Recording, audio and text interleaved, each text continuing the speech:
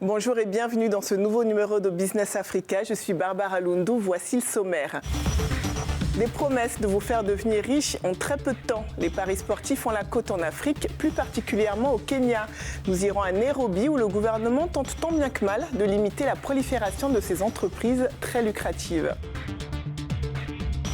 Le Rwanda est devenu l'un des pays les plus business-friendly du continent africain grâce à une stratégie publicitaire qui a pour but de changer l'image du pays. Kigali veut attirer toujours plus d'investisseurs et ça marche. Les investissements sont de plus en plus nombreux. En Zambie, les prix du carburant augmentent et la colère des habitants aussi. Nous irons dans la capitale Lusaka où pour faire face à cette augmentation, les Zambiens ont dû changer leurs habitudes. Certains se résignent à marcher, d'autres ne font plus le plein de leurs véhicules. Qui parmi vous n'a jamais rêvé de devenir riche du jour au lendemain? C'est en tout cas ce que nous promettent les paris sportifs.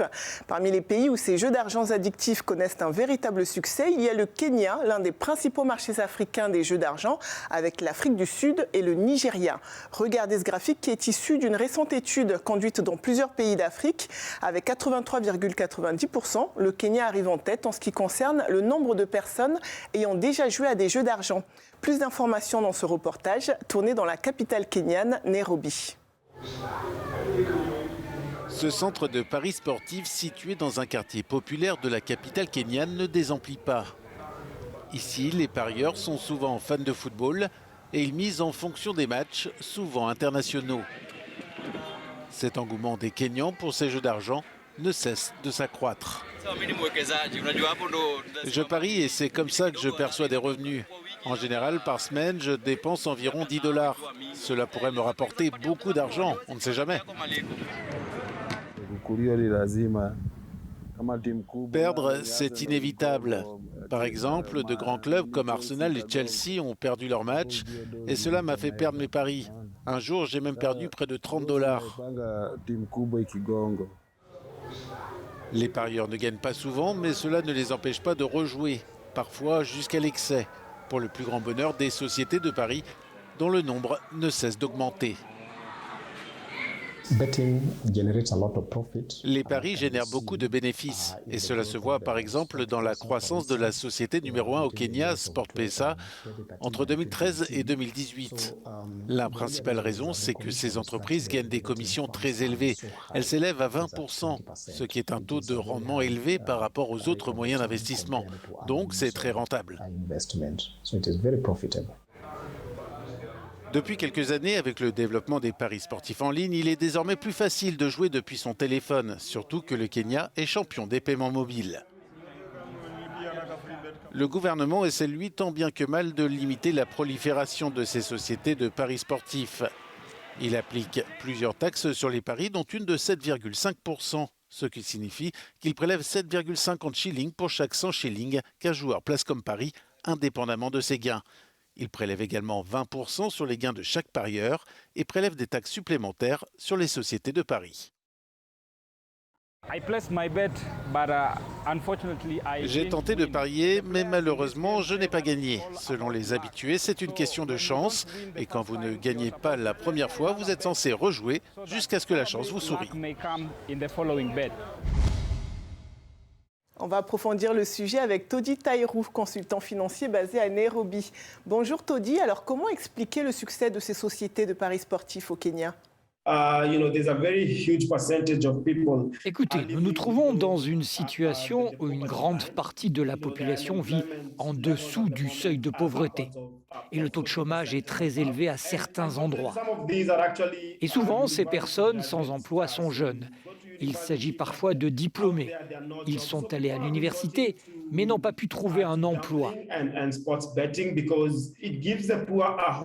Les gens ont donc recours aux jeux d'argent car cela donne un espoir aux pauvres, l'espoir qu'un jour ils pourraient vivre une vie de luxe. C'est une manière de devenir riche rapidement, donc cela attire surtout les personnes démunies et au chômage. On l'a vu dans le sujet, ces sociétés de paris sportifs sont très lucratives, mais elles sont aussi une source de revenus importante pour le gouvernement kenyan. Oui, c'est un phénomène nouveau et donc une nouvelle source de revenus pour le gouvernement. Actuellement, au Kenya, il y a environ 5 taxes qui sont appliquées au secteur des paris sportifs. Il y a quelques jours, le gouvernement a présenté le budget fiscal du pays et une nouvelle mesure a été introduite concernant la publicité des paris sportifs. C'est donc une source de revenus importante pour le gouvernement quand on voit le nombre de taxes qui ont été introduites ces dernières années. Dernière question, Todi, celle de l'endettement des parieurs. Comment est la situation au Kenya ? La situation est sérieuse. On entend des histoires tristes. Certaines personnes qui s'endettent utilisent l'argent destiné à payer leurs frais de scolarité ou leur argent de poche. Il y a des cas où des personnes endettées se sont suicidées, mais il n'y a pas assez de données sur la question. Donc, actuellement, le gouvernement utilise les taxes pour limiter les activités de ces sociétés de paris sportifs et espère ainsi que le problème de dépendance des parieurs prenne fin. Todi Taïrou, merci d'avoir répondu à nos questions. Merci de m'avoir invité, c'était un vrai plaisir. Il y a quelques années, lorsqu'on parlait du Rwanda, on pensait immédiatement au génocide de 1994. Mais ça, c'était avant. Aujourd'hui, le pays est considéré comme une destination de choix pour les investisseurs. Tout ça grâce à une stratégie du gouvernement qui vise à changer l'image du pays. Elle est bien fertile. Les plus jeunes d'entre vous ne le connaissent peut-être pas, mais le Brésilien Rai est une légende du football. Sur ces images, l'ancien joueur du PSG est en visite au Rwanda. Un déplacement qui fait partie du partenariat entre le club de football et le pays des 1000 collines qui verse 10 millions de dollars par an au PSG pour faire la promotion du pays. Car depuis quelques années, le Rwanda cherche à changer son image. Fini l'époque où le pays était associé au génocide, le Rwanda est désormais business-friendly et attire de nombreux investisseurs. En 2021, le pays a reçu 3,7 milliards de dollars d'investissements étrangers et nationaux, une hausse de 185% par rapport à 2020. Ces investissements ont financé des projets dans différents domaines comme l'immobilier, l'agriculture ou encore le tourisme. Grâce à ces efforts, le Rwanda espère que ces investissements vont aussi permettre de créer près de 50 000 emplois dans ce pays où le chômage touche environ 20% de la population. Ces chiffres surprenants en cette période de Covid-19 sont dus à une stratégie marketing bien élaborée par Kigali à travers un organe, le RDB, le Rwanda Development Board. Cet organe étatique a été créé en 2009 pour promouvoir le pays comme une destination de choix pour les affaires. C'est lui qui est à l'origine de la campagne Visite Rwanda, un logo qu'on peut voir sur les manches des maillots des footballeurs du club d'Arsenal, un partenariat qui s'élève à 30 millions de dollars par an. Autre stratégie pour améliorer l'image du pays et dynamiser l'économie, favoriser les conférences internationales, mais aussi les événements sportifs. Le pays organisera par exemple en 2025 les mondiaux du cyclisme, une première pour un pays africain.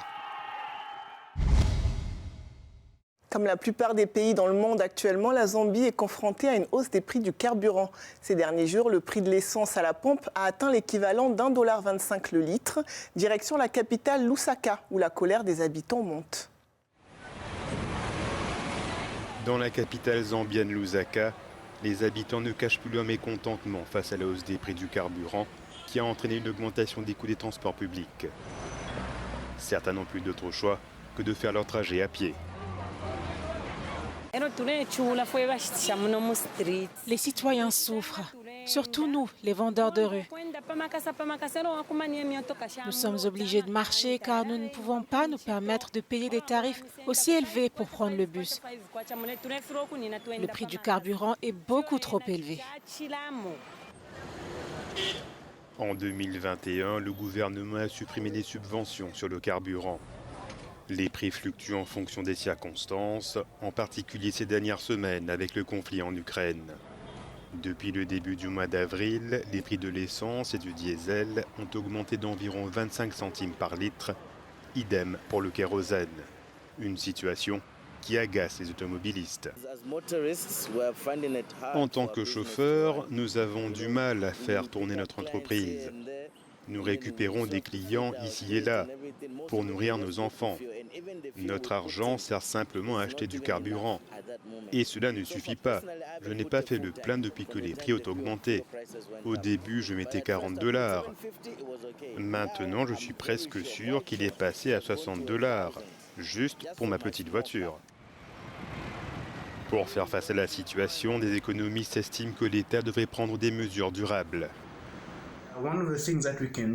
L'une des choses que nous pouvons faire est de nous assurer que nous développons notre capacité à stocker suffisamment de réserves de carburant.